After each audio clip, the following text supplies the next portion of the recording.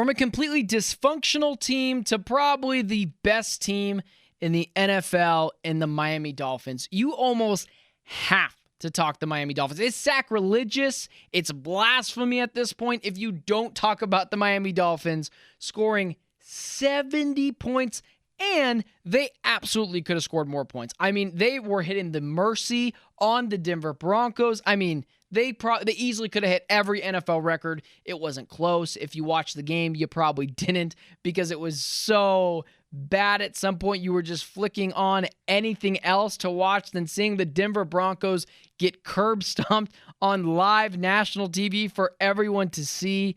This is where I want to go with this. Mike McDaniel might just be the best coach in the NFL. I understand that's a hot take. I'm not so sure I believe that. But Mike McDaniel's a top 3 coach in the NFL, right? So Andy Reid, and then you have Kyle Shanahan, and then you have Mike McDaniel. I want to talk about those two.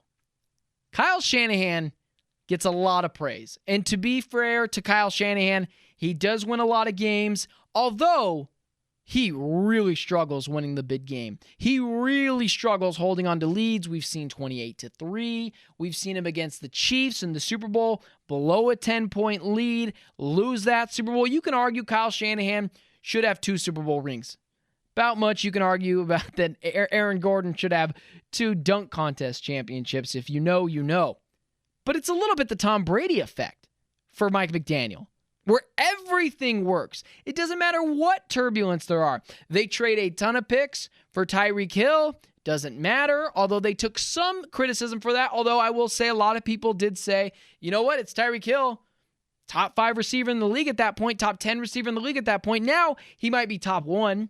Raheem Mostert just works. This is a guy that's always been injured. They plug and play a 3rd-round rookie who gets, 200 yards, multiple touchdowns against what last year was a real orange-crushed Denver Broncos defense. He misses some offensive linemen in the first couple weeks. Doesn't matter. Everything works for Mike McDaniel. And I believe that more so, things always work for Mike McDaniel than they do with Kyle Shanahan.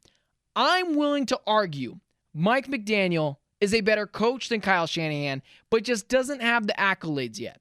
I'm willing to go into the future and say, yeah, Mike McDaniel, he won more Super Bowls than Kyle Shanahan. Mike McDaniel, he made it to more AFC championship games. He won more championship games on the AFC side than Kyle Shanahan did on the NFC side. I'd be willing to believe that. If you came from the future and told me that Mike McDaniel completely outshined Kyle Shanahan, I wouldn't be surprised. Kyle Shanahan's a good coach, and he's won with a lot of guys.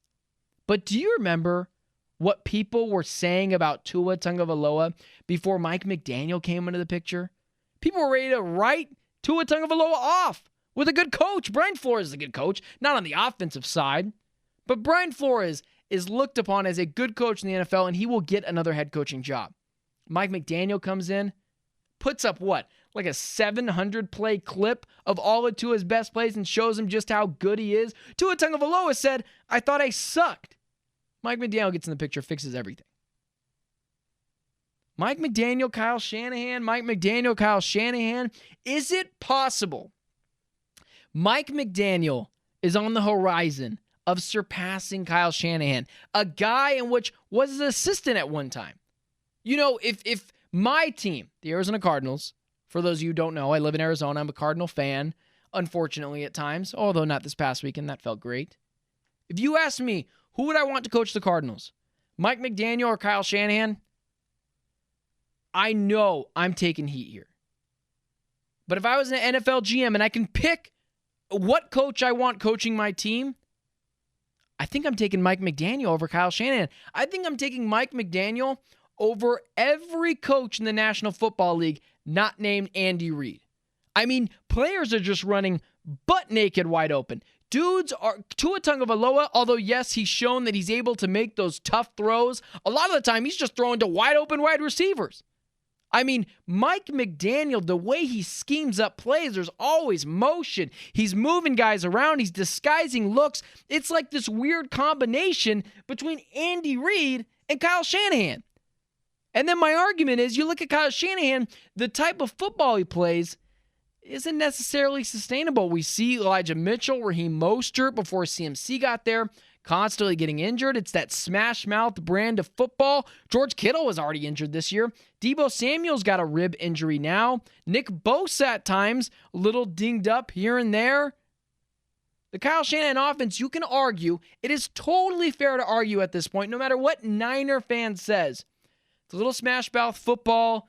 Sometimes it can get players hurt because they're playing grueling in the trenches type football. It's a very old school type of football with, again, a new school twist because Kyle Shanahan's very good at dialing up the passing game. But Mike McDaniel's offense, it is so beautifully constructed.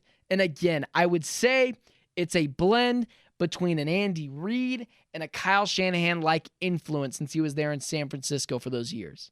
Mike McDaniel might be the second best coach in the NFL, but he's absolutely top 3, and he's climbing the charts.